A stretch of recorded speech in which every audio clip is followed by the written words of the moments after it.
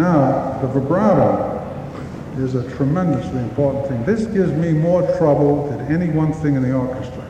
I have to stop doing my lessons at least 10 times.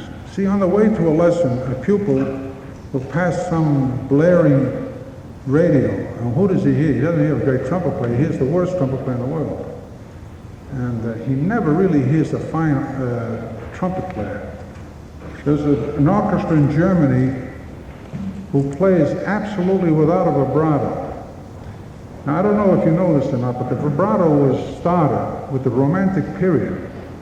A real great conductor will come out and tell you, says, remember that this goes way back before Robert Schumann.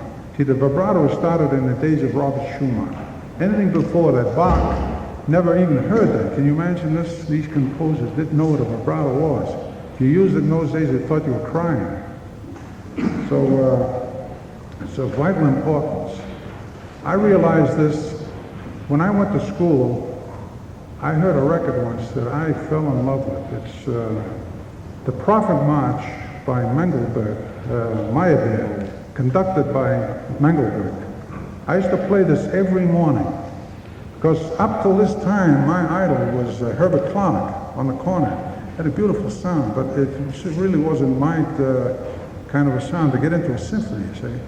I played that sound, that record every morning to get the sound in my ear. And then I go practice. It's to practice about 6-7 hours a day at the Juilliard.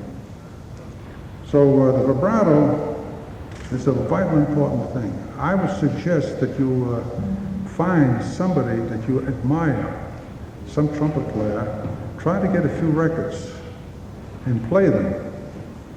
You know, like you buy a good jazz record sometime to copy somebody's style. You can do the same thing with his vibrato. If you want a certain type of sound, I would suggest you get a real fine record and play it every day until you can imitate that quality. We had a very important audition. I just mentioned it before.